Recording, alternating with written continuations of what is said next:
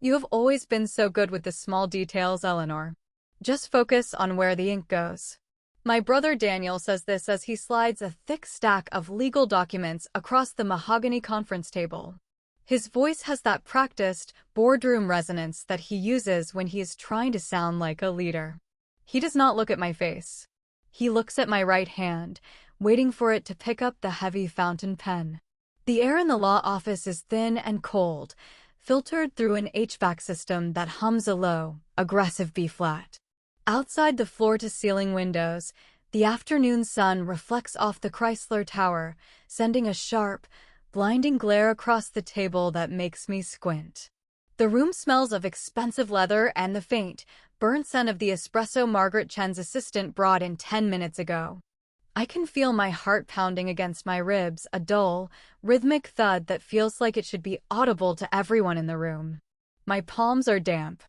I keep them flat on the cool surface of the table so they do not shake. Beside Daniel, my sister Caroline is tapping her fingernails against the screen of her phone. She is 39 and dressed in a cream-colored silk blouse that probably costs more than the monthly mortgage on the house I spent the last 5 years living in. She does not care about the numbers. She cares about the momentum. She looks at me with a mixture of pity and impatience, the way one might look at a slow waiter. "It is just a technicality, Eleanor," she says. Her voice is light, dismissive. "We need your signature so the wire can go out by 5 o'clock. If we miss this window, the whole infrastructure play is at risk." Daniel is right. This is the kind of opportunity Dad would have jumped on. I look down at the withdrawal authorization. $12 million. It is a staggering amount of money, even for a trust of this size. Daniel has been talking for 40 minutes about fiber optics, emerging markets, and the inevitability of this tech infrastructure startup. He uses words like scale and synergy as if they are shields against risk. He treats the trust like his own personal venture capital fund.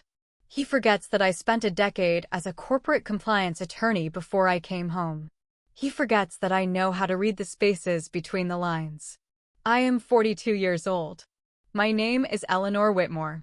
And technically, I am the reason none of them can touch this money. They think I am the administrative sister. The one who stayed behind.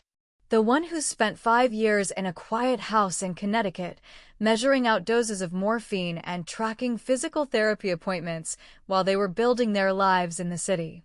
They think the grief and the caregiving have softened my brain, or perhaps they just think I am grateful to have a seat at this table at all. For years, I have let them believe it. I have been the one to handle the funeral arrangements, the property taxes, and the tedious filings for the family trust. I have been the invisible caretaker. I have been the person who signs where she is told. Daniel leans forward, his shadow falling over the documents. He smells like cedarwood and ambition. He thinks he has already won. Margaret Chen, the trust attorney, sits at the head of the table. She has represented our family for 30 years. She is watching me with an unreadable expression. She knows the structure of this trust better than anyone, perhaps even better than my father did when he signed it into existence. She clears her throat softly.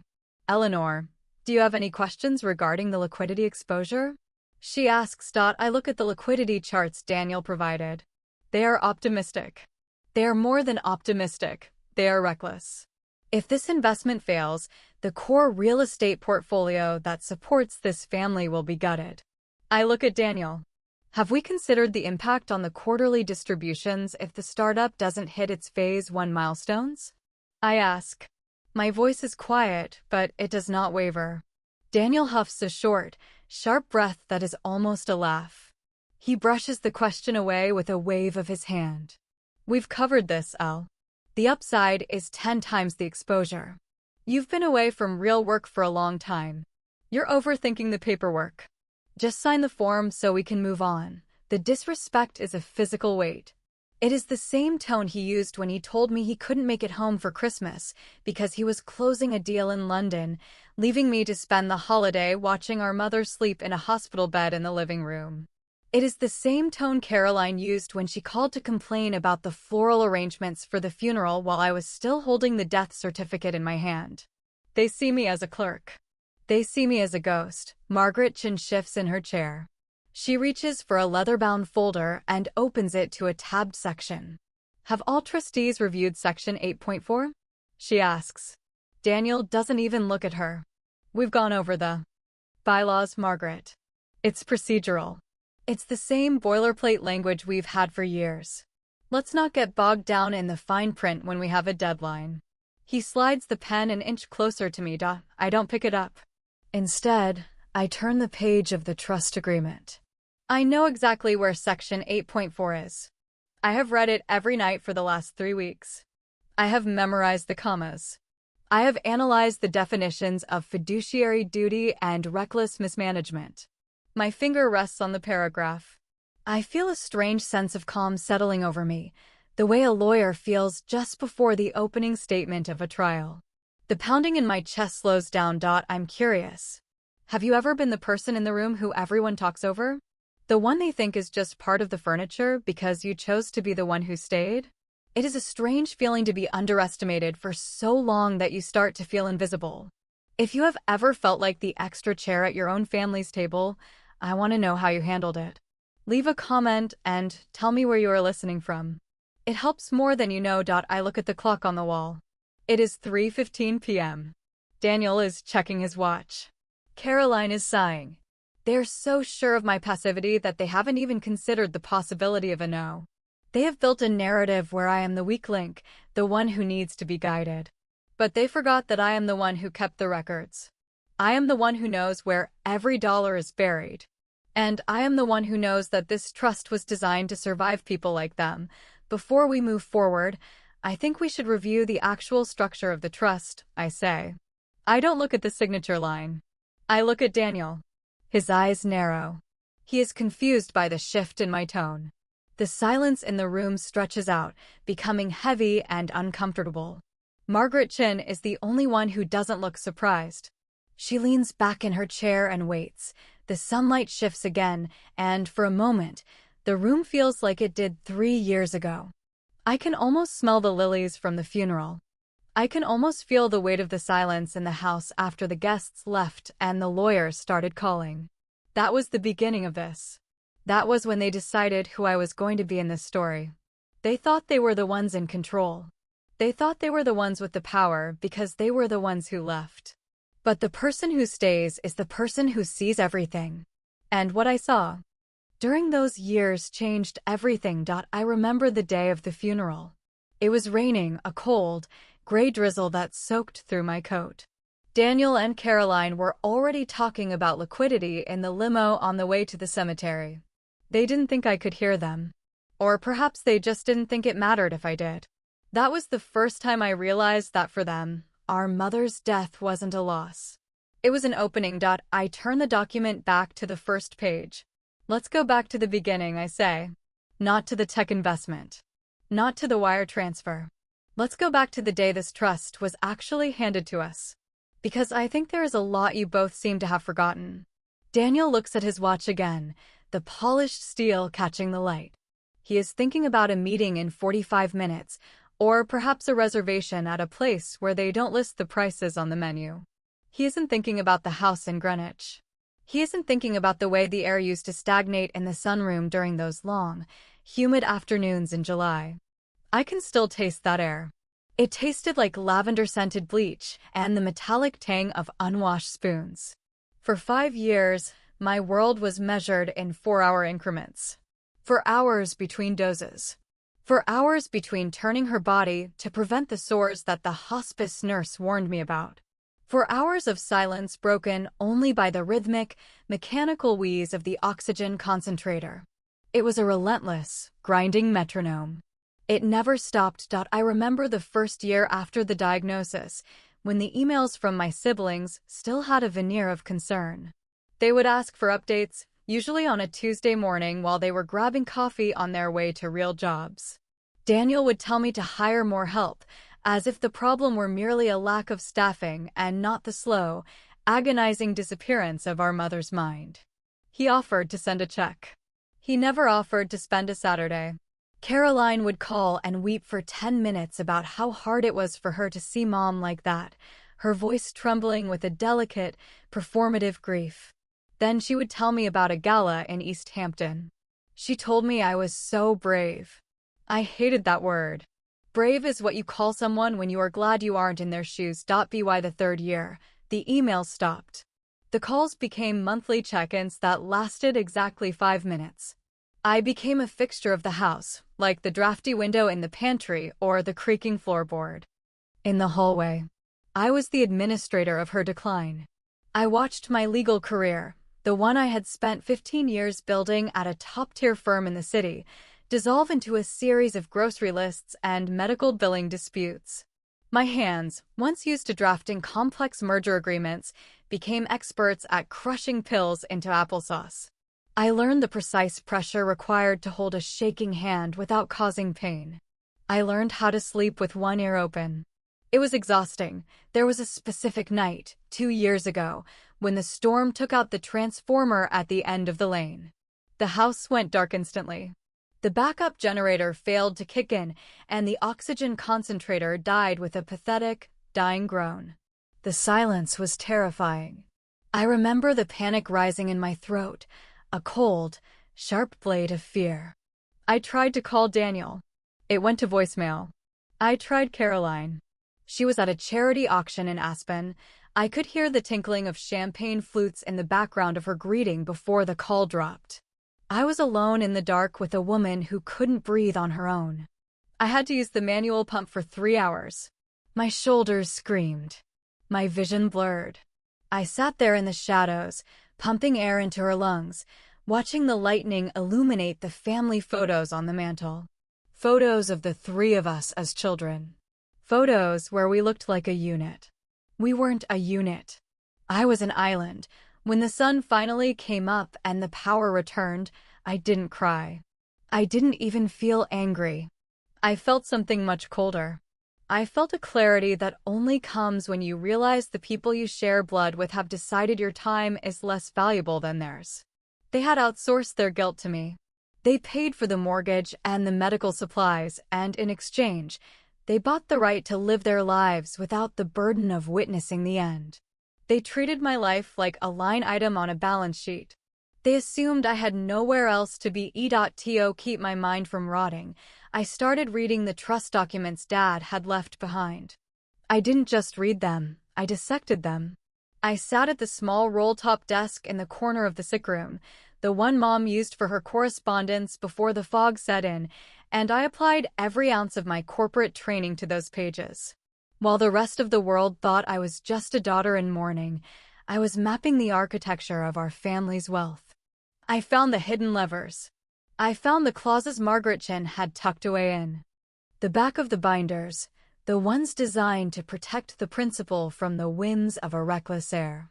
I realized that my father, in his final, lucent months, had seen Daniel and Caroline for exactly who they were. He knew they would try to strip the assets. He knew they would treat the trust like a personal piggy bank. And he gave me the keys. He didn't tell me he was doing it. He just left the door unlocked. Daniel taps the table with the heavy gold ring on his pinky finger. The sound snaps me back to the present, back to the sterile cold of the law office. "Eleanor, are you still with us?" he asks. His eyes are hard, 2 chips of flint behind designer frames. He thinks I am daydreaming. He thinks I am overwhelmed by the complexity of the numbers he has presented. He thinks I am the same woman who sat in the dark pumping an oxygen bag. He is wrong. I am not that woman anymore. That woman died in that house along with our mother. I am something else now. I am the person who knows his secrets. I look at Caroline. She is checking her reflection in the dark screen of her phone, tucking a strand of blonde hair behind her ear. She is worried about the time. She has a dinner at 5. She has a life that doesn't involve me. She has spent the last 5 years perfecting the art of looking away. She doesn't see the way I am holding my pen. She doesn't see that my pulse has leveled out. She sees a sister who stayed behind. She sees a failure. I remember the way they looked at me at the funeral. It was a look of profound relief, as if my presence confirmed that the hard work was over and they could finally get back to the business of being important. They stood by the casket and accepted condolences for a woman they hadn't seen in months, while I stood in the background, my feet aching in shoes I hadn't worn in years. They took the credit for the beautiful service. They took the credit for the care. Daniel gave a eulogy that made him sound like a devoted son. It was a masterpiece of fiction. I watched from the front row, my face a mask of polite grief, while he spoke about the lessons our mother taught him about integrity. He was lying. I was watching. The silence in the boardroom is thickening. Margaret Chin is looking at me, her head tilted slightly to the side. She is waiting for the signature. She is waiting for the inevitable surrender that has defined my role in this family for a decade. She thinks she knows how this ends. She thinks I will sign the paper, take my smaller share of the distributions, and fade back into the quiet life they have designed for me. She thinks I am part of the scenery. Did I think about the $12 million Daniel wants to move? I think about the offshore accounts he thinks I don't know about. I think about the way he redirected the maintenance funds for the Greenwich house last year to cover a margin call on his own investments. He thinks I didn't notice the roof was leaking. He thinks I didn't notice the contractors were calling me because their checks were bouncing. He thinks I am just the paperwork sister. He thinks I am small. I am not small. I am the one who stood in the gap while they ran away. I am the one who learned the value of patience in the quiet of a dying house. You cannot scare someone who has spent 5 years staring at the end of a life. You cannot intimidate someone who has already lost everything that mattered. Daniel thinks he is the predator in this room because he talks the loudest and moves the fastest. He doesn't understand that the most dangerous person in the room is the one who has nothing left to lose.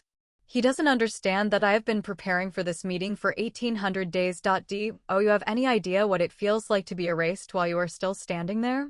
To have your siblings talk about your future as if you aren't in the room? If you have ever been the one who did the work while everyone else took the credit, you know exactly what I am feeling right now. I'd love to hear your thoughts on how you found your voice. It helps to know I'm not the only one. I look down at the document again. The signature line is blank, a long, white void waiting for me to validate Daniel's greed. I can feel the weight of his expectation. I can feel Caroline's boredom. They want this to be over. They want to go back to their bright, loud lives and leave me in the shadows. They want me to be the good sister. They want me to be the quiet one. They have no idea that the quiet is over. I put the pen down on the table. It makes a sharp, final sound against the mahogany. Daniel blinks. Caroline looks up from her phone. Margaret Chen's eyebrows rise just a fraction of an inch. The air in the room seems to hum with a new kind of electricity. It is the sound of a gear shifting. It is the sound of a narrative breaking. I think there's a misunderstanding here, I say. My voice is steady. It is the voice of a woman who has read the fine print. It is the voice of a woman who is no longer asking for permission.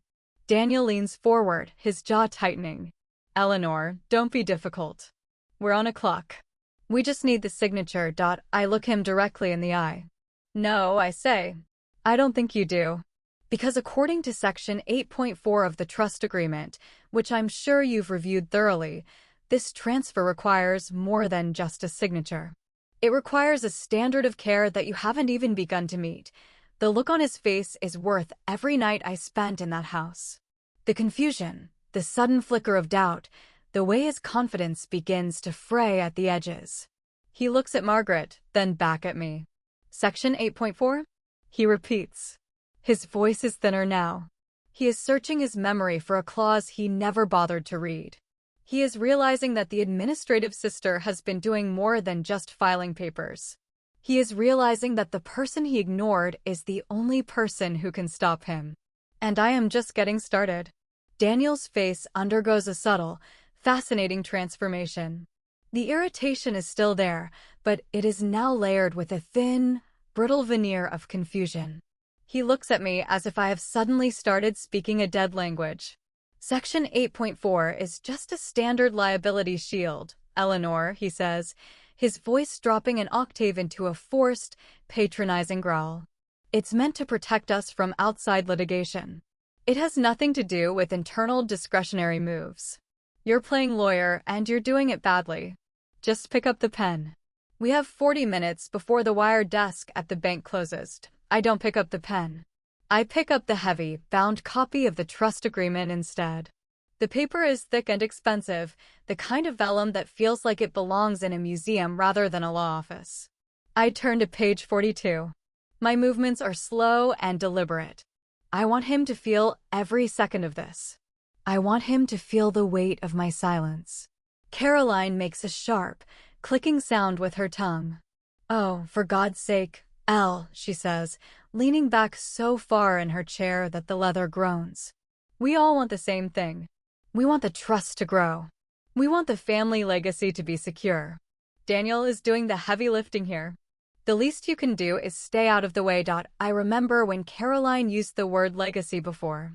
It was 3 years ago, during the only week she spent at the house in Greenwich. She had come because she wanted to go through the cedar chests in the attic. She wasn't looking for photos or letters. She was looking for the Van Cleef brooch that belonged to our grandmother. I found her in the hallway, clutching the velvet box to her chest like a prize. When I told her that Mom was having a particularly bad day and needed her to sit by the bed so I could go to the pharmacy, Caroline had looked at me with that exact same expression of bored entitlement. "I can't, Elle," she had said. "The smell in there, it just does something to my migraines. I'm doing this for the family, you know? Keeping the heirlooms safe. That's my contribution." She had left that evening with the brooch and a bottle of Mom's vintage Chanel. She didn't come back for 6 months. I look at her now, her perfect manicure resting on her designer bag, and I feel a cold, sharp spark of clarity. Legacy isn't a brooch. It isn't a wire transfer. Legacy is the work you do when no one is watching. It is the promises you keep when they are inconvenient. I look back at Daniel. Section 8.4, I say, reading directly from the text, states that any discretionary distribution exceeding 5% of the total principal requires a documented, independent third-party risk assessment. If any trustee raises a formal objection regarding the preservation of the corpus, the room goes very quiet. Even the HVAC system seems to dampen its hum. Margaret Chin narrows her eyes, her gaze shifting from me to the document and then to Daniel. Daniel's knuckles are white where he is gripping the edge of the table. "That's for external investments," he snaps. "This is a family-led venture. I am the lead partner. My firm is handling the due diligence, and that is exactly the problem," I reply. I keep my voice level. I keep my chin up. "My firm. You are the borrower and the lender, Daniel. You are proposing that the trust invest $12 million into a startup where you hold a 20% equity stake personally. That isn't a family investment. That is a self-dealing transaction. And under Section 8.4, I am officially raising an objection." Daniel slams his hand against the table. The sound is like a gunshot in the small room. A glass of water ripples. "Enough," he shouts. "You don't know what you're talking about. You've been sitting in a dark house for 5 years while I've been out in the world making things happen.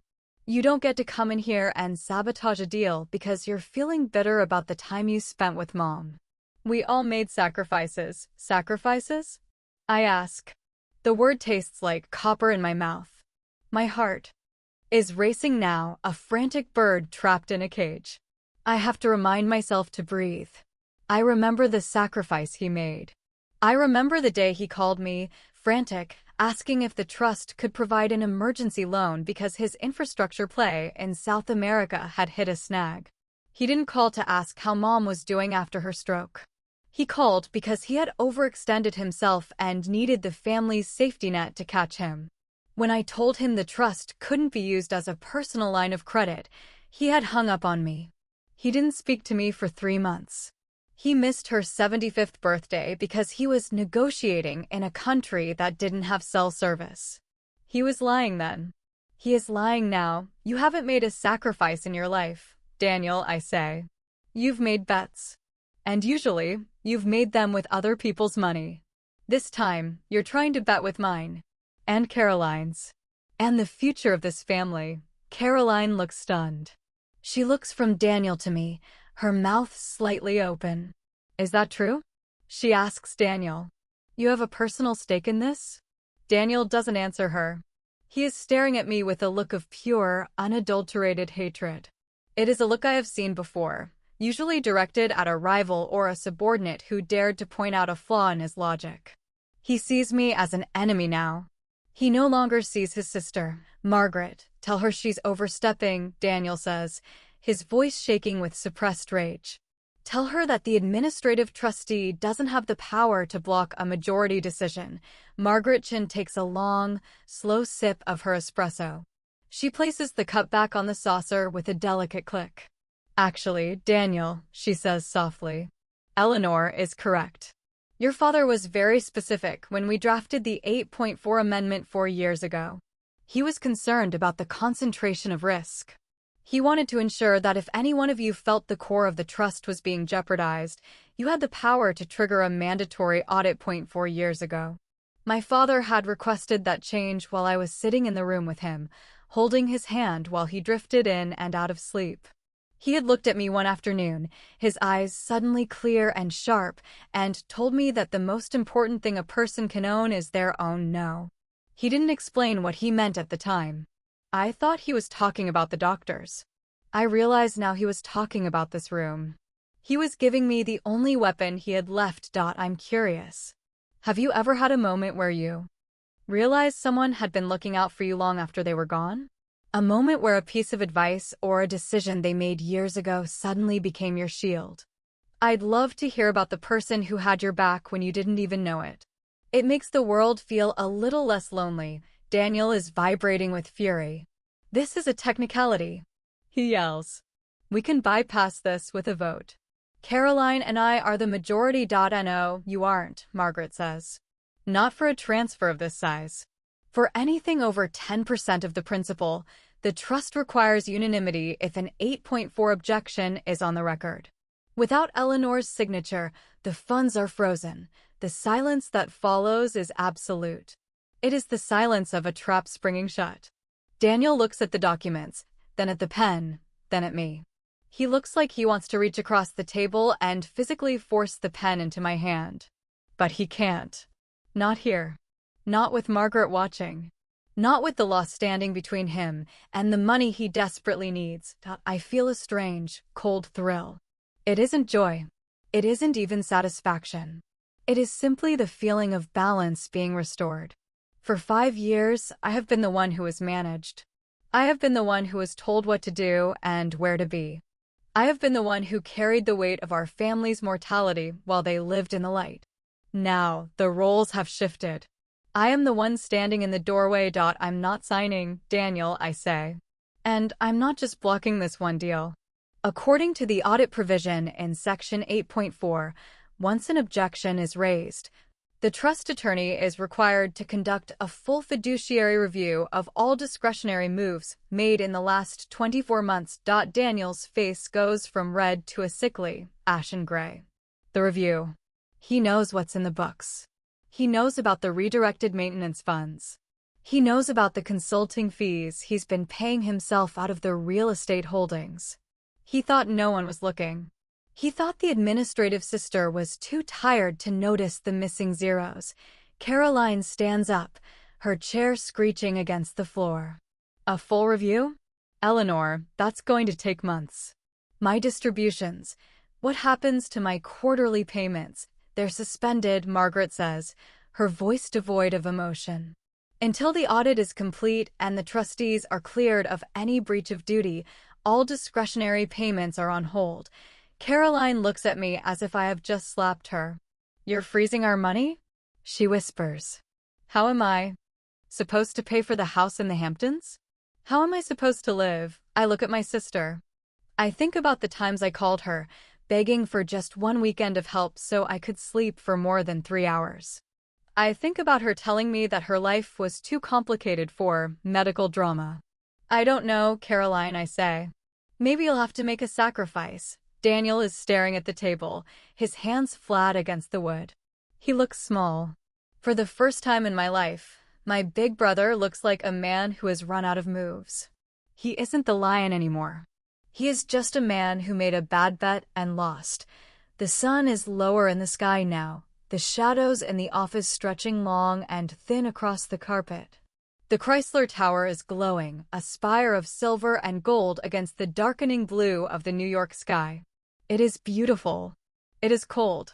And for the first time in 5 years, I feel like I can finally breathe. I pick up my bag and stand up.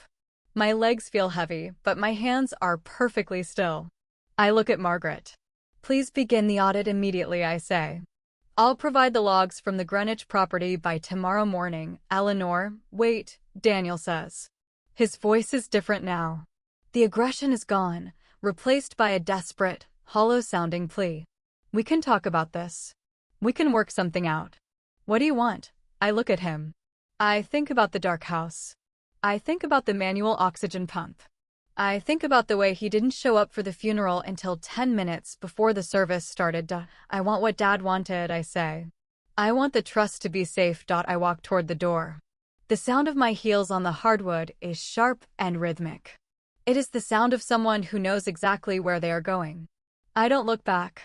I don't need to. I know what they're seeing. They're seeing the sister they ignored. They are seeing the woman they thought was broken. They are seeing the person who just took everything away from them. And the best part is, I did it exactly by the book. Daniel stands up so quickly his heavy leather chair hits the wood-paneled wall with a dull, sickening thud. The sound echoes in the small, expensive room, vibrating through the floorboards and up through the soles of my shoes. His face is no longer ashen. It is the color of a bruised plum, dark and congested with a rage he hasn't had to feel in a very long time. He looks at me as if I have suddenly sprouted scales. Traitor. The word hangs in the air, heavy and sharp, like a blade that hasn't found its mark yet. He says it with a hiss, his upper lip curling to reveal teeth that have been straightened and whitened by the best dentists in Manhattan. He looks like a predator who just realized the cage door is locked from the outside. I stay seated. I keep my back straight, my hands folded neatly on top of the leather-bound binder. I do not flinch. I do not look away. I have spent the last 1,800 days watching a person slowly vanish, watching the light go out of eyes I once worshipped, and I have learned that there is nothing Daniel can do to me that is worse than what I have already survived. My heart is beating fast, a frantic, rhythmic pulse in the hollow of my throat, but my exterior is a lake of still water. I am a corporate compliance attorney again. I am the person who finds the rot in the foundation. He is just a man with a bad investment and a loud voice. You have no idea what you're doing, Eleanor, he says, his voice dropping into a low, menacing vibrate. You're throwing away a once-in-a-generation opportunity for this family because you want to play at being powerful. This isn't a game. This is real-world finance. This is how legacies are built. You're acting like a child who doesn't want to share her toys, but these aren't toys. This is $12 million of capital that is currently rotting in a low-yield bond fund while the world moves past us. You're sabotaging our future because you're bitter. Admit it. You're angry that you chose to stay in that house, and now you want us to pay for it. The injustice of his words hits me like a physical blow to the stomach. It's a familiar feeling. I remember a Tuesday afternoon 3 years ago, a day when the humidity was so thick you could feel it on your skin like a wet blanket. Mom had been having a difficult week. She was agitated, her mind trapped in a loop of a memory from 1974, calling out for a father who had been dead for decades. I hadn't slept in 36 hours. I had called Daniel 3 times, begging him to just come for 2 hours so I could close my eyes. When he finally answered, I could hear the sound of wind and the roar of a boat engine. He told me he was on a client's yacht in the Hamptons. He told me that I needed to stop being so dramatic. He told me that I was lucky because I didn't have the stress of a real career to worry about. I remember hanging up the phone and standing in the kitchen, staring at a stack of unpaid medical bills, feeling so small that I thought I might simply disappear into the linoleum. He didn't see me then. He only saw a convenience. I look at him now, and the memory of that kitchen floor gives me a strength that is cold and absolute. I'm not bitter, Daniel, I say. I'm informed. There is a difference. You talk about opportunity cost, but you haven't mentioned the risk of total loss. You haven't mentioned the fact that the startup you're pushing has 3 pending lawsuits for intellectual property theft. You haven't mentioned that your own firm is being investigated for a lack of internal controls. You didn't think I'd look, did you? You thought I was too busy with the paperwork to actually read the filings. Caroline lets out a sharp, jagged sob. It sounds forced, the way she used to cry when we were children, and she wanted my father to buy her a new dress. This is insane, she says, her voice trembling. We're a family. We're supposed to trust each other. Eleanor, how can you do this? I have a mortgage on the beach house. I have tuition for the kids. If you freeze the distributions, you're hurting us. You're hurting your own niece and nephew. Is that what you want? To see us struggle because you're on some kind of power trip, I turn my gaze to my sister. Her grief is always about her. Her concern is always a circle that begins and ends with her own comfort. I remember when she visited the house for Mom's final birthday. She stayed for 45 minutes. She refused to sit on the sofa because she was wearing white silk and was afraid of the hospital smell. She spent the entire time complaining about the traffic on the Merritt Parkway. When Mom tried to reach out and touch her hand, Caroline had flinched. She had pulled back as if illness were contagious. She didn't stay for the cake. She didn't stay to help me clean up. She left a trail of expensive perfume and a sense of profound exhaustion in her wake. You aren't struggling, Caroline, I say. You're being asked to live within your means. There is a distinction. The trust was designed to provide for us, yes, but it was also designed to endure. It wasn't meant to be a parachute for Daniel's bad bets or a lifestyle subsidy for your social calendar. If the distributions are frozen, it's because the integrity of the trust is in question. That isn't my fault. That's the result of how the two of you have treated this money. Daniel paces the length of the boardroom, his footsteps sharp and aggressive on the hardwood. He stops at the window. Looking out over the city he thinks he owns. He turns back to me, his eyes narrowed. You think you're so smart, he says. You think because you found a clause in a document that you've won. But you have to live with us, Eleanor. We are the only family you have left. Do you really want to spend the rest of your life alone because you decided to burn the bridge? Think about what you're doing. You're choosing a legal technicality over your brother and sister. I've been alone for 5 years, Daniel, I reply. I've been alone in a house full of ghosts while you were at galas and board meetings. I've been alone while I made the hardest decisions of my life. You didn't care about family then. You didn't care about the bridge when you were letting me carry the weight of our mother's life by myself. You only care about the bridge now because you need to cross it to get to the money. The room is suffocatingly hot. I can feel the sweat trickling down the back of my neck, but I remain perfectly still. I look at Margaret Chin. She is the observer, the keeper of the rules. She knows that I am right. She knows that the law is on my side. She also knows that this family is shattering in front of her, and she is doing nothing to stop it. She is waiting for the next move. She is waiting to see if I will break. Daniel walks back to the table and leans over me, his hands planted firmly on the wood. He is trying to use his height to intimidate me, a tactic he has used in 100 negotiations. It doesn't work. I am used to much scarier things than a man in a bespoke suit. I am used to the sound of a heart stopping. I am used to the silence of a house when the breathing finally ends. Give me the pen, Eleanor, he says, his voice a low, dangerous whisper. Sign the document. We'll forget this happened. We'll find a way to make it up to you. I'll double your administrative fee. You can buy that house in Vermont you're always talking about. Just sign the paper and let's be done with this. I look at the pen. It's a beautiful instrument, heavy and silver. It represents everything they think I am, a tool to be used, a means to an end, a signature. I think about the Vermont house. I think about the quiet, the trees, the lack of medical equipment and legal binders. It sounds like heaven, but it would be a heaven built on a lie. It would be a heaven paid for with the theft of my father's legacy and my mother's dignity. I don't want your money, Daniel, I say. And I don't want your permission. I want the audit. I want the truth. And I want to know exactly where the $3 million from the real estate reserve went last September. Daniel's eyes widen. He freezes. The mention of the specific amount, the specific date, hits him like a lightning strike. He thought that was hidden. He thought the consulting fees he'd paid to a shell company in Delaware were buried too deep for me to find. He didn't realize that when I was sitting by Mom's bed, I wasn't just reading the trust agreement. I was reading the bank statements. I was tracing the wires.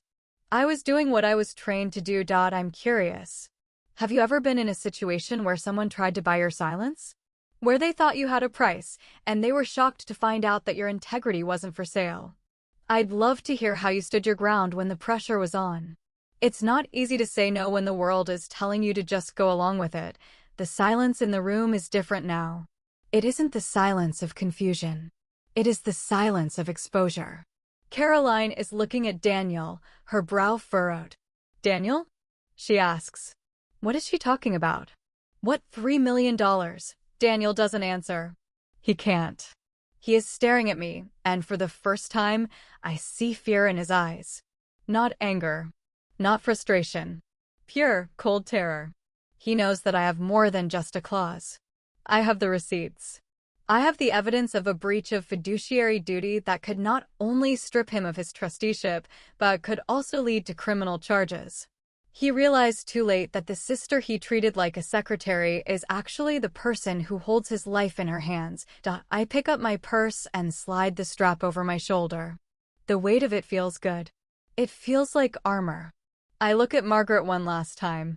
I expect the preliminary report on the audit by Friday, I say. If there are any delays, I'll be filing a formal petition with the probate court to have a court-appointed receiver take over the trust assets immediately. I walk toward the door. I can feel their eyes on my back, two sets of gazes filled with shock and resentment. I can hear Caroline starting to cry again, real tears this time, the kind that come when you realize your world is changing and you can't stop it. I hear Daniel say my name, but it isn't a command. It's a question. It's a plea. I don't stop. I open the door and walk out into the hallway. The air out here is cooler, fresher. I walk toward the elevators, my heart finally beginning to slow down. I feel a strange sense of lightness, as if I have left a heavy coat behind in that room. The elevator dings, and I step inside. The doors slide shut, and for a moment, it's just me and my reflection in the polished brass. I look older. I look tired. But I also look like someone I finally recognize. As the elevator descends, I think about the house in Greenwich. I think about the boxes I have left to pack. I think about the fact that for the first time in my life, I don't have to answer to anyone. They thought I was the one who stayed behind. They thought I was the one who lost. They didn't realize that I was the only one who learned how to be free.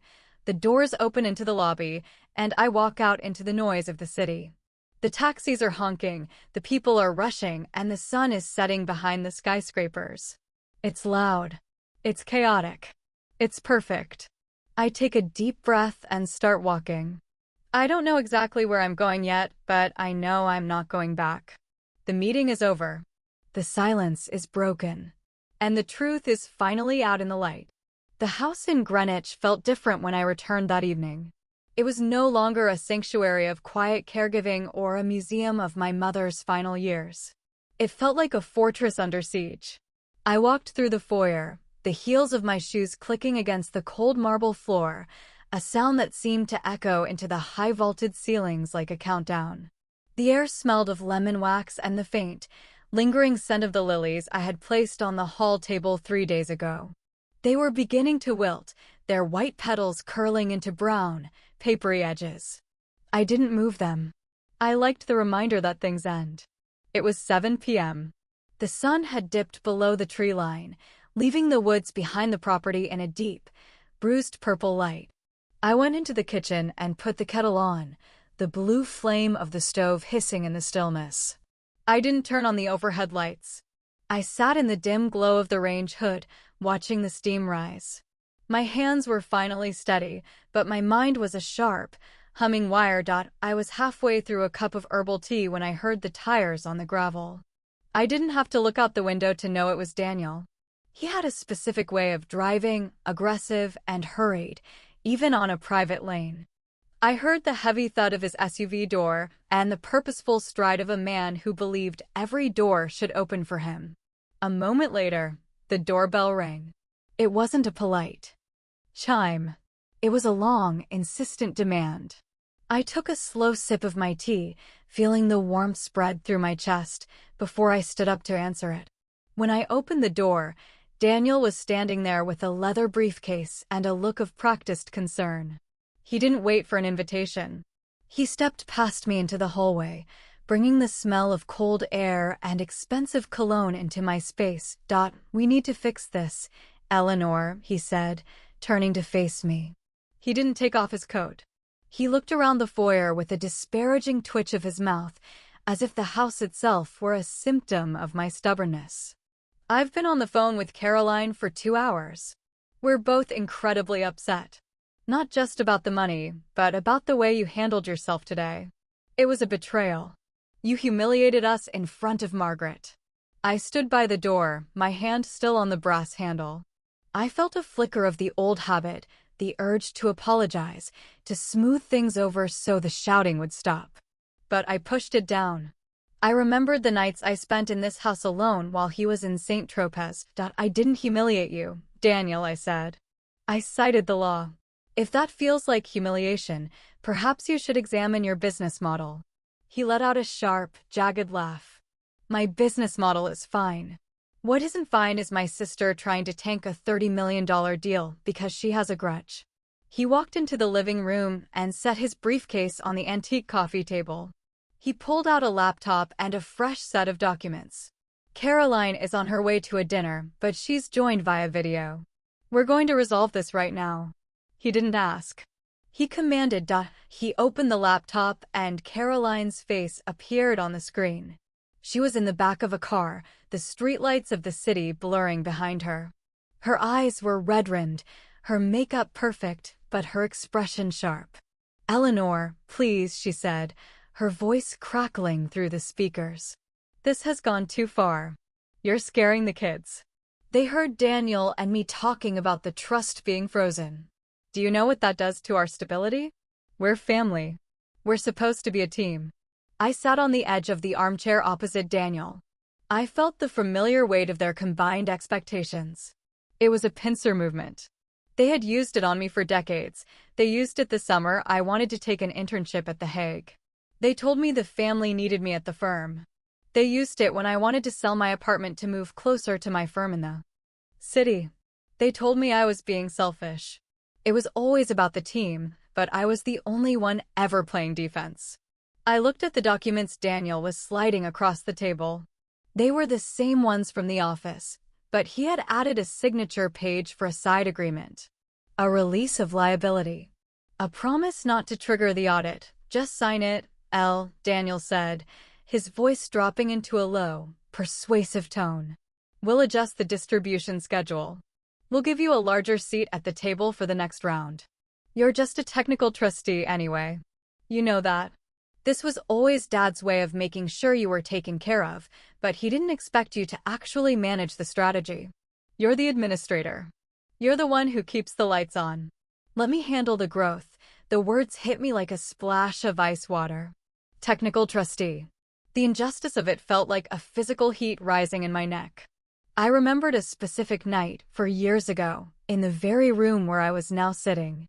My father was still alive then, though he was thin and fragile, his hands shaking as he held a glass of water. Daniel had been in the room, too, arguing about a property in Queens he wanted to sell. My father had waited until Daniel left to go get another drink, and then he had looked at me with a clarity that was terrifying.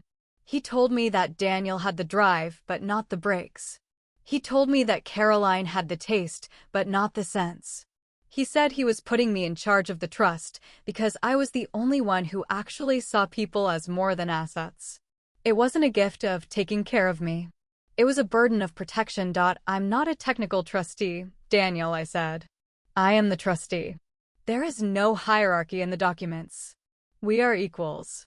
And I don't believe this investment is in the best interest of the corpus." Daniel's face hardened. The mask of the concerned brother slipped, revealing the jagged edge of his desperation. He leaned forward, his shadow looming over the coffee table. You wouldn't even have this position if Mom hadn't guilt Dad into it at the end, he spat. The air in the room felt suddenly thin. Caroline nodded on the screen. It's true, Eleanor. We all know it. You stayed here and you made yourself indispensable. You played the martyr so they would feel like they owed you. You manipulated them while they were weak. And now you're using that leverage to punish us for having lives outside of this house. It's pathetic. I felt the breath leave my lungs. Pathetic. I remembered the smell of the room when my mother died. I remembered the way I had to wash her hair because she was too weak to sit up. I remembered the way I had to handle the nurses who didn't show up and the insurance companies that denied the claims. I did it because I loved her. I did it because it was the right thing to do. To hear them reframe 5 years of sacrifice as a calculated power play was a betrayal so profound it felt like a tear in the fabric of my reality. My heart was pounding so hard I could feel it in my fingertips. I gripped the armrests of the chair to keep from shaking. The silence in the room was absolute, broken only by the hum of the laptop fan. You think I did this for the money? I asked, my voice a whisper that felt like it could shatter the windows. I spent 5 years of my life in this house while you were building your portfolios. I watched her die while you were on vacation. And you think I did it as a strategy? Daniel didn't flinch. He didn't even look ashamed. He looked bored. Whatever your reasons were, the result is the same. You have the power and you're using it to hurt us. Now, are you going to sign these papers, or are we going to have to take this to court and show everyone exactly how you've been managing things? We can make this very ugly for you, Elle. We can talk about the medical expenses you authorized. We can talk about the household accounts. The threat was clear. They were going to gaslight me until I broke. They were going to turn my caregiving into a crime. I looked at Daniel, and then I looked at Caroline's pixelated face on the screen. I saw them for exactly what they were, people who would burn the house down just to claim the insurance on the furniture. They didn't care about the truth. They only cared about the wind. I stood up. My legs felt heavy, like I was walking through deep water, but I didn't stop. I walked to the kitchen and grabbed a pen from the drawer. I came back and stood over the coffee table. Daniel smiled, a triumphant, ugly thing that didn't reach his eyes. That's my girl, he said. Let's just get this over with. I didn't sign the signature line. I didn't sign the release. Instead, I wrote a single sentence across the bottom of his new document in large, clear letters. I wrote, "This document is being presented under duress and without full disclosure of the trustee's personal conflicts of interest." I put the pen down. Daniel's smile vanished as he read the words. What the hell is this? He yelled, standing up so fast he knocked his tea over. The liquid pooled on the mahogany, a dark, spreading stain. It's my response, I said. I'm not signing your release. And I'm not signing the withdrawal.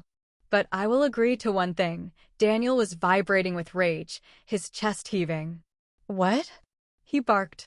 I'll agree to a formal meeting with Margaret Chin and the full board of the Trust's Advisory Committee on Friday morning, I said. We'll do it by the book. We'll present the investment, we'll present the audit findings, and we'll let the fiduciary experts decide. If they say the investment is sound despite your conflict of interest, then I'll step aside. But we're doing it in the light. Daniel stared at me, his eyes wide and dark with a fury I had never seen before. He knew what that meant. A formal meeting meant a record. It meant he couldn't hide the $3 million he'd already moved. He was trapped. He looked at the laptop, then back at me. Fine, he said, his voice a low, dangerous growl. Friday morning. But don't think for a second that this is over, Eleanor. You've just started a war you can't win. He slammed his laptop shut and grabbed his briefcase. He walked to the door without looking back. Caroline's face disappeared as the connection cut out. I heard the SUV start, the engine roaring in the quiet night, and then the sound of the tires screaming on the gravel as he tore down the driveway. I stood in the middle of the living room, surrounded by the shadows and the smell of spilled tea. I was alone again. I walked over to the coffee table and picked up the paper I had written on. I folded it carefully and tucked it into my pocket. My heart was still racing, but the fear was gone. It had been replaced by a cold, crystalline resolve. They thought they knew who I was. They thought they had measured the limits of my endurance. They were wrong.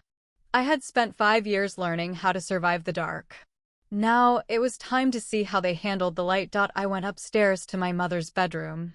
I sat on the edge of the bed and looked at the photo of her on the nightstand. She looked so young in the picture, so full of a life that had been slowly stripped away by time and illness. I thought about what she had said to me at the very end. "Your father trusted you to keep things steady." I finally understood what she meant. She wasn't talking about the money. She was talking about the family. She was talking about the truth. I lay back on the bed and closed my eyes. Tomorrow, I would call Margaret Chen. Tomorrow, I would start the review. But tonight, I would sleep. For the first time in a long time, I didn't feel like the victim of this story. I felt like the author. And the next chapter was going to be the most important one of all. Friday morning arrived with a sky the color of a bruised oyster, a flat, oppressive gray that seemed to hang just above the treetops in Greenwich. I woke up at 5, my body already alert, my mind moving through the sequence of the day like a chess player visualizing the endgame. I didn't have coffee. I didn't want the caffeine to interfere with the stillness I had spent years cultivating in the quiet of this house. I dressed in a charcoal gray suit I hadn't worn since my last day at the firm, a piece of tailoring so sharp it felt like putting on a suit of armor. I pulled my hair back into a tight, low bun and looked at myself in the mirror. The woman looking back wasn't the tired caregiver who had spent months in oversized sweaters and yoga pants. She was a litigator. She was ready. The drive into Manhattan was a blur of brake lights and the rhythmic thumping of tires over the expansion joints of the Henry Hudson Parkway. The city was waking up, a restless, breathing beast of steam and noise. I parked in the garage beneath Margaret Chen's building and took the elevator to the 34th floor. When the doors opened, the air was different, cooler, filtered, smelling of expensive stationery and the faint, citrusy scent of industrial cleaning supplies. I walked past the reception desk, my heels striking the marble with a sound like a metronome. I didn't look at the art on the walls. I didn't look at the view. I walked straight to conference room B. Daniel was already there. He was standing by the window, his back to the door, looking out at the skyline as if he were surveying a kingdom he was about to lose. Caroline was sitting at the table, her fingers twisting a gold bracelet around her wrist. She looked pale, the dark circles under her eyes poorly concealed by a layer of expensive concealer. There were 3 other people in the room, Margaret Chen and 2 members of the Trust's advisory committee, men in their 60s who looked like they had spent their entire lives reading balance sheets and sipping scotch. They were the gatekeepers. They were the ones Daniel had tried to charm for years. They were also the ones who took the word fiduciary very, very seriously. "Good morning, Eleanor," Margaret said, gesturing to the empty chair at the foot of the table. I took my seat and placed my leather binder in front of me. I didn't look at Daniel. I didn't look at Caroline. I opened the binder to the first tab. My heart was a steady, muffled drum in my chest, a low thrum of adrenaline that I kept tightly under control. I felt the weight of their gaze on me, a mixture of curiosity and thinly veiled contempt. Daniel finally turned around. He looked tired. He looked like he had been up all night trying to find a way to make the numbers lie. "I'd like to thank everyone for coming on such short notice," Daniel said, stepping toward the table. His voice was smooth, but there was a tremor in his hand as he reached for a glass of water. "We're here to discuss a strategic pivot for the Trust's capital. Eleanor has some concerns about the risk profile, which I appreciate, but I think once we look at the upside, the path forward will be clear." He looked at the board members, giving them a confident, man-to-man nod. He thought he could still control the narrative. He thought this was a debate about strategy. "It isn't a debate," I said. My voice was quiet, but it cut through his presentation like a scalpel. Everyone turned to look at me. I didn't flinch. I turned the page in my binder. "This isn't about the technology investment anymore, Daniel. This is about the integrity of the Trust itself. Before we discuss any new capital allocations, we need to address the findings of the preliminary audit. Daniel's face went stiff. The preliminary audit? He repeated. Eleanor, it's been 48 hours. You can't possibly have a report. He looked at Margaret, his eyes wide with a sudden, sharp panic. Margaret cleared her throat. Actually, Daniel, Eleanor provided a very comprehensive set of internal records and bank statements. My office has spent the last 2 days verifying the transaction logs. The results are concerning. I leaned forward, my hands flat on the table. I remember a moment from 3 years ago, a Tuesday in November when the heat in the house had gone out. I had called Daniel to ask for the funds to repair the boiler, a $4,000 expense. He had spent 20 minutes lecturing me about liquidity and budgetary discipline. He told me I was being irresponsible with the family's money. I remember sitting in the kitchen with a coat on, holding a warm mug of water to keep my hands from freezing while I watched his Instagram story of him at a 5-star ski resort in Switzerland. The boiler didn't get fixed for a week. I looked Daniel in the eye. I want to talk about the Delaware entity, I said. I want to talk about Blue Ridge Consulting. Caroline looked confused. Blue Ridge? What is that? She asked. Daniel didn't answer. He was staring at the table, his jaw muscles working. Blue Ridge Consulting, I continued, is a shell company registered to a P.O. box in Wilmington. Over the last 18 months, the Whitmore Trust has paid approximately $3 million in consulting fees to this entity. The authorization signatures for these payments were all electronic. They were all yours, Daniel. The silence that followed was absolute. It was the silence of a collapsing building. One of the board members, a man named Henderson who had known my father for 40 years, leaned forward. $3 million?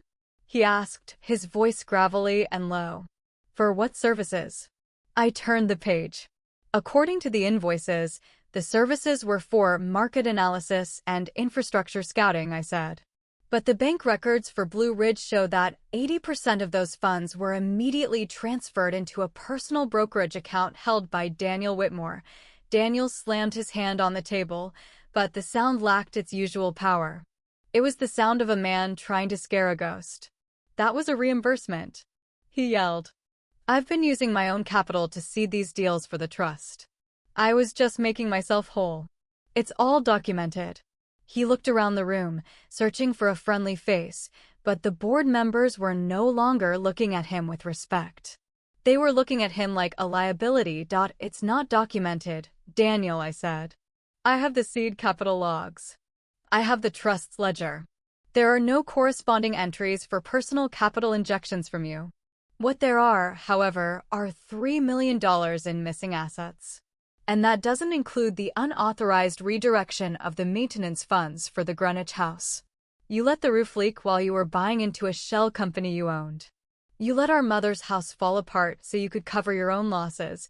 Caroline let out a sharp, choked sound. Daniel, you took the money? She whispered. You told me the trust was down because of the market. You told me we had to cut back on the quarterly payments because of the economy. She stood up, her chair screeching against the floor. You lied to me. He didn't look at her. He was still looking at me, his eyes dark with a hatred so pure it felt like a cold wind. You think you've won, Eleanor? He hissed. You think you can just burn everything down and walk away? If you take this public, the trust will be tied up in litigation for a decade. The taxes alone will gut the principal. You're destroying the legacy you claim to protect. You're a snake. You've been sitting in that house, waiting for a chance to strike. I'm not a snake, Daniel, I said. I'm a trustee. And my duty is to the beneficiaries, not to your ego. I turned back to the board members. Given these findings, I am formally requesting a motion to remove Daniel Whitmore as a co-trustee for cause. I am also requesting that the trust's assets be placed in a court-supervised receivership until a full forensic audit is completed. Margaret Chin nodded slowly. Under the circumstances, and given the evidence of self-dealing, I believe the committee has no choice but to support this motion, she said. The board members nodded in unison. It was over. The structure they had built, the hierarchy that put me at the bottom and Daniel at the top, had vanished in less than 20 minutes. The power had shifted, not with a shout, but with a series of bank statements and a quiet, steady voice. I felt a strange sense of emptiness. It wasn't the triumph I had imagined. It was just the end of a long, exhausting road. I looked at my brother, who was now slumped in his chair, his head in his hands. He looked small. He looked like the boy who used to hide in the attic when he got into trouble, waiting for someone else to fix it. But there was no one left to fix it this time. I'm curious. Have you ever had to be the one to speak the truth when everyone else was comfortable with the lie?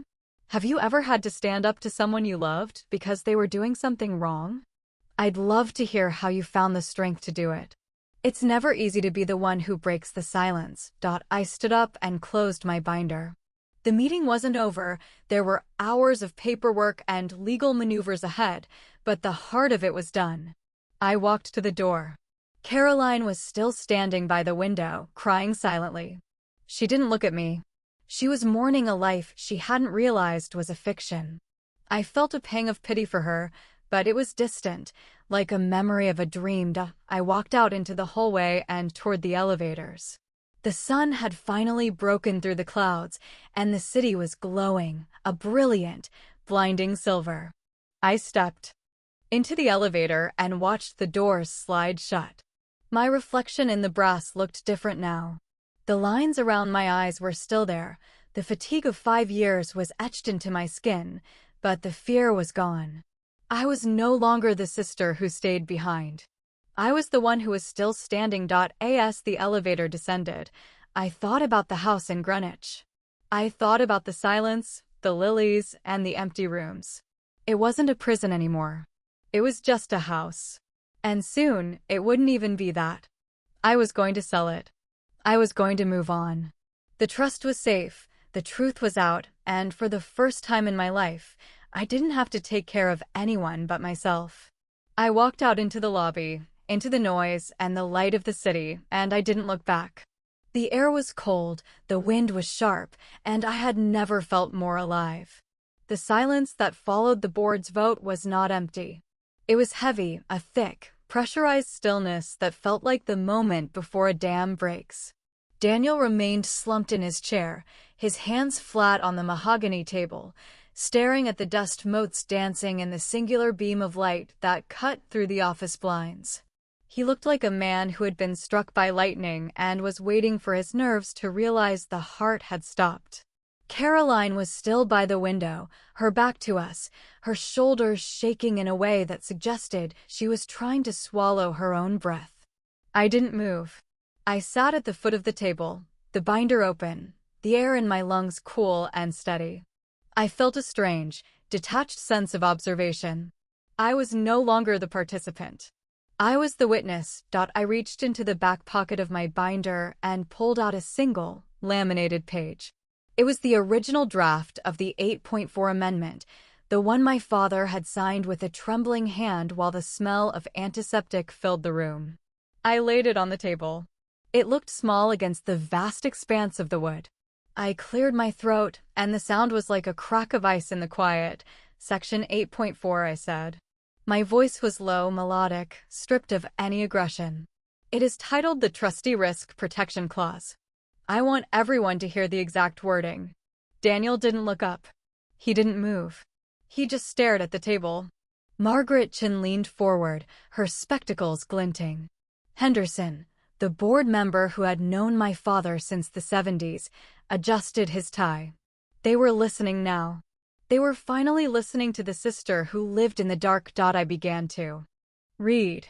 In the event of a documented breach of fiduciary transparency, or upon the formal objection of a sitting trustee regarding the preservation of the corpus, all discretionary distributions, including but not limited to quarterly dividends, management fees, and personal line of credit authorizations, are hereby suspended with immediate effect. This suspension shall remain in place until a unanimous vote of the remaining trustees, or a court order, certifies the restoration of the trust's integrity. I stopped. I let the words hang in the air. The suspension shall remain in place. It was a death sentence for Daniel's lifestyle. It was a freeze that would turn his world into a block of ice. No more management fees. No more consulting payouts to Blue Ridge. No more using the trust as a personal ATM to cover his margin calls in the city. The money had stopped. It was gone. Daniel finally looked up. His eyes were bloodshot, the whites mapped with tiny red veins of exhaustion and fury. "You're freezing everything?" he whispered. The aggression was gone. It had been replaced by a hollow, echoing shock. "My firm. I have payroll. I have commitments. You can't just turn off the tap. I can," I said. And I just did. The injustice of his panic was almost funny. I remembered a winter 3 years ago, when the snow was piled 6 feet high against the windows in Greenwich. The roof had developed a massive ice dam, and water had started leaking into the master bedroom, dripping onto the medical equipment. I had called Daniel for an emergency disbursement of $8,000 to bring in a crew. He had told me the trust was a liquid and that I should just put buckets down. He told me to stop being a drain on the family resources. I had spent 3 nights on a ladder in the freezing wind, chipping at the ice myself because I couldn't afford the professional help and he wouldn't sign the check. I remember the way the skin on my knuckles had cracked and bled from the cold. He had been in Tulum that week. He had been scouting infrastructure. I looked at my knuckles now, healed and smooth, and I felt a cold, sharp satisfaction. "You're worried about payroll, Daniel?" I asked. I was worried about the roof. I was worried about the oxygen tanks. "You told me to use buckets. Maybe you should find some buckets of your own." Twist layer 2, I thought. The deeper cut. "This isn't just about the freeze," I continued, looking at the board members. "The trustee risk protection clause also triggers an automatic, mandatory disclosure of all personal financial ventures that have received trust-adjacent funding in the last 5 years. I turned to the next tab in my binder. This was the part Daniel hadn't anticipated. He thought I had only found the $3 million. He didn't realize I had found the pattern. "I've spent the last 48 hours with a forensic accountant," I said. "We looked into the scouting trips to South America. We looked into the tech incubator in Palo Alto. It turns out, Blue Ridge Consulting wasn't just a shell for the $3 million. It was a graveyard. Daniel, you lost $4 million of your own money in a crypto mining venture in 2021. You lost another $2 million in a failed luxury hotel project in Brazil. You weren't investing trust money to grow the legacy. You were stealing from the trust to cover the holes you dug for yourself. You were cannibalizing our future to hide your own failures." The room went cold. Caroline turned away from the window, her face a mask of horror. "Is that true?" she asked, her voice cracking. "Daniel, did you lose our money?" Daniel didn't answer her. He was trapped in the logic of his own greed. He was looking at me, and for the first time in my life, he looked at me with something that wasn't condescension. It was recognition. He was seeing the woman I had become in the silence of that house. He was seeing the lawyer he had forgotten I was. He was seeing the person who had finally, decisively, broken him. "I'm curious. Have you ever been the person who kept the records while everyone else lived the life? The one who knew where the bodies were buried because you were the one who stayed to tend the graves? I'd love to hear how it felt when you finally opened the books. It's a powerful thing, to be the only one with the truth." The silence stretched. Margaret Chin broke it. "Daniel," she said, her voice professional and devoid of warmth. "In light of these disclosures, the board will be recommending a full referral to the district attorney's office for a review of potential embezzlement and fraud. We will also be moving to strip you of your voting rights immediately." Embezzlement. The word was a heavy stone dropped into a dark well. Daniel flinched as if he had been struck. He looked around the room, but there was no exit. Henderson was looking at him with a mixture of pity and disgust. The other board members were already packing their briefcases, their work here done. They had seen enough. They had seen the rot, and they had seen the cure. The board members stood up and began to filter out of the room, leaving just the 4 of us: Margaret, Daniel, Caroline, and me. The room felt larger now, more cavernous. The power had shifted so completely that the very air seemed to have changed its weight. Daniel sat motionless, his face gray in the fluorescent light. Caroline was slumped in her chair, her head in her hands. Margaret gathered her papers. "I'll prepare the formal freeze notices for the banks," she said to me. "Eleanor, I'll need you to sign the administrative authorizations by noon." I nodded. "I'll be in my office," she added, casting a final, unreadable glance at Daniel before walking out. Then it was just the three of us. The Whitmore children. The legacy. Daniel finally spoke. His voice was different. It wasn't the voice of the big brother or the voice of the CEO. It was the voice of a man who had reached the end of the world and found nothing but a drop-off. He looked at me, his eyes searching my face for a flicker of the sister he used to know. The one who apologized. The one who made the tea. The one who stayed quiet. "What do you want, Eleanor?" he asked. The question hung between us, a simple, four-word query that contained a lifetime of neglect. He wasn't asking for my goals. He wasn't asking for the trust strategy. He was asking for his life back. He was asking for the price of my silence. He was asking me to tell him what it would take for me to stop. I looked at him. I thought about the thousands of hours I spent watching the clock in that house. I thought about the sound of the rain on the roof. I thought about the way my father had looked at me when he signed the 8.4 Amendment. He had known. He had known this day would come. He had known that the only way to save the family was to give the power to the one who didn't want it. "I don't want anything from you, Daniel," I said. I keep my voice steady. I keep my back straight. "I want you to understand that the time of you making decisions for this family is over. I want you to understand that you are no longer the hero of this story. You are a footnote." I stood up and picked up my binder. I felt a strange sense of peace, a quiet, deep-seated calm that I hadn't felt in years. The battle was over. The freeze was in place. The truth was out. I walked toward the door, my heels making a sharp, rhythmic sound on the hardwood. It was the sound of a woman who was no longer waiting for permission. "Eleanor." "Wait," Caroline said, her voice small and desperate. "What about me?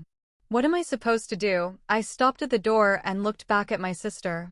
I looked at her expensive clothes, her perfect hair, and the hollow look in her eyes. I realized that she was just as much a victim of Daniel's greed as I was, but she had been a willing one. She had traded her voice for a lifestyle, and now the bill had come due. "You're going to have to learn how to live, Caroline," I said. Just like I did. I walked out of the room and into the hallway. The air was cool and crisp, and the sun was shining through the large windows at the end of the corridor. I felt light. I felt free. I walked toward the elevators, and for the first time in 5 years, I didn't feel like I was carrying the weight of the world on my shoulders. I was just Eleanor. And that was more than enough. The elevator doors opened, and I stepped inside. I hit the button for the lobby and watched the doors slide shut. I saw my reflection in the polished brass, and I smiled. It wasn't a smile of triumph or a smile of revenge. It was a smile of recognition. I finally knew who I was. I was the one who didn't sign. And in my family, that turned out to be the most powerful person of all. As the elevator descended, I thought about the next 6 months. I thought about the work that needed to be done to stabilize the trust. I thought about the new life I was going to build for myself. The house in Greenwich was going to be sold. The past was going to stay in the past. I was walking into the light, and I wasn't looking back. The meeting was over. The silence was broken. And for the first time, the future was mine to write. 6 months is a long time for a lie to hold, but it is a very short time for a kingdom to fall. I am standing in the center of the living room in Greenwich, my coat draped over my arm, watching the late afternoon sun crawl across the bare hardwood floors. The furniture is gone. The heavy velvet curtains that used to trap the scent of illness and old lavender have been taken down, leaving the windows exposed and the light unfiltered. The house smells of nothing now, just the clean, sharp scent of floor wax and the faint, ozonic tang of a coming rainstorm. The echo of my own breathing is the only thing filling the space where 5 years of my life were quietly consumed. I thought I would feel a sense of loss, standing here in the silence of the foyer for the last time.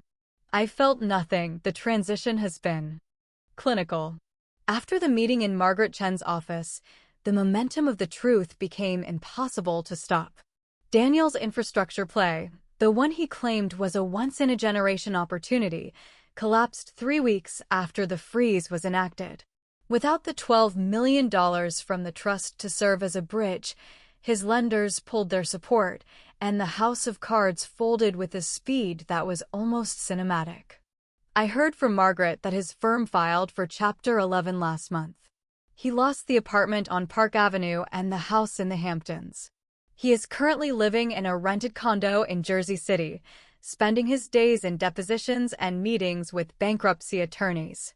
He doesn't call me. Whenever I think about his collapse, I am reminded of a specific afternoon 7 years ago, back when he still believed he was invincible. He had just bought his first custom-made Italian sports car, a machine that cost more than my entire law school tuition. He had driven it up to the house while Mom was still in the early stages of her decline, and he had sat at the kitchen table, bragging about the velocity of capital while I was trying to figure out how to tell him we needed to hire a full-time nurse. He told me I was thinking too small. He told me that my obsession with safety nets was why I would never be more than a mid-level associate at a firm. He looked at me with such profound condescension that I actually felt ashamed of my own caution. He was the lion. I was the clerk. The lions are hungry now. The trust remains stable, however, protected by the very walls I built around it using the 8.4 clause. We have appointed a professional financial management firm to handle the day-to-day operations, a group of quiet, detached men in suits who don't have emotional stakes in the quarterly distributions. I am the operational trustee, the one who signs the final authorizations and reviews the audits. I do it from a small, sun-drenched office in a town 2 hours north of here, a place where no one knows my last name and no one expects me to be a martyr. I have gone back to the law, but on my own terms. I consult on fiduciary compliance. I find the rot before it spreads. Caroline has distanced herself entirely. She blamed me for the loss of her lifestyle for the first 3 months, sending long, vitriolic texts about family loyalty and the cruelty of my silence. But as the audit exposed the depth of Daniel's theft, the millions he had siphoned away from her, children's future to fund his own vanity, her anger shifted. She realized that the person she had defended was the one who had been robbing her blind. She doesn't call me either, but for different reasons. She is embarrassed. She is living in a smaller house, a place that doesn't require a staff of 3 to maintain, and she is learning the reality of a budget. She is 39 and learning how to pay a utility bill. It is a start. I walk to the kitchen and look at the spot where the hospital bed used to sit. The floor is slightly lighter there, a rectangular ghost of where the weight had been. I remember the night she died. It was raining then, too, a soft, rhythmic patter against the glass. I had been holding her hand, watching the monitor, waiting for the gap between breaths to become permanent. I wasn't thinking about the trust then. I wasn't thinking about Daniel or the money. I was thinking about the injustice of a life being reduced to a series of mechanical beeps. I realized in that moment that time is the only currency that matters. Daniel had spent his time chasing shadows. I had spent mine in the trenches. The injustice of it used to burn me. I used to lie awake in the guest room of this house, listening to the oxygen concentrator and feeling the years of my career slipping through my fingers. I felt like the world was passing me by. I felt like I was being erased by the people who were supposed to love me. They treated my presence as a given and my labor as a debt I owed them for the privilege of being part of the family. They saw my silence as weakness. They saw my patience as passivity. They were so busy talking over me that they never noticed I was the only one holding the foundation together. I am 43 years old now. I have a house near a lake and a dog that doesn't care about fiduciary duties. I have a life that is quiet, deliberate, and entirely my own. The trust is healthy, growing at a steady, boring rate that would have made Daniel scream with impatience. It is safe. The legacy my father built is no longer a weapon for my brother to swing or a vanity project for my sister to flaunt. It is a resource. It is a shield. And I am the one who holds the key. I take one last look at the empty living room. The sun has moved, and the shadows are long and thin, stretching across the floor like fingers reaching for the door. I feel a strange, light sensation in my chest, a lack of pressure that I haven't known for a decade. I realize that the house isn't haunted by my mother or the years I spent here. It is haunted by the version of me that believed I had to ask for permission to be powerful. That woman is gone. She left the day I put the pen down on Margaret Chen's table. I'm curious. Have you ever reached the end of a long, difficult journey and realized that the person who started it is gone? Have you ever found that your greatest strength came from the very thing people used to dismiss you? I'd love to hear how you redefined yourself when the world tried to put you in a box. It's a beautiful thing to finally see yourself clearly. I walk out the front door and pull it shut behind me. The lock clicks with a solid, satisfying sound. I walk down the stone steps, the air smelling of wet earth and late autumn. I get into my car and start the engine. I don't look at the house in the rearview mirror as I drive down the long, gravel driveway. I don't need to. I know exactly what I am leaving behind. I am leaving the silence of the caregiver and the shadow of the administrative sister. I am leaving the house of ghosts. Some people think power is the person who speaks first. They think it is the loudest voice in the room, the one that commands the most attention and moves the most money. They think it is the person who leads the charge and makes the grand gestures. For years, my family believed I was passive because I didn't fight for the spotlight. They believed I was irrelevant because I chose to stay while they ran. What they missed was much simpler. They missed the fact that the person who stays is the person who knows the truth. In my family, it turned out that power wasn't the person who spoke first. It was the person who didn't sign.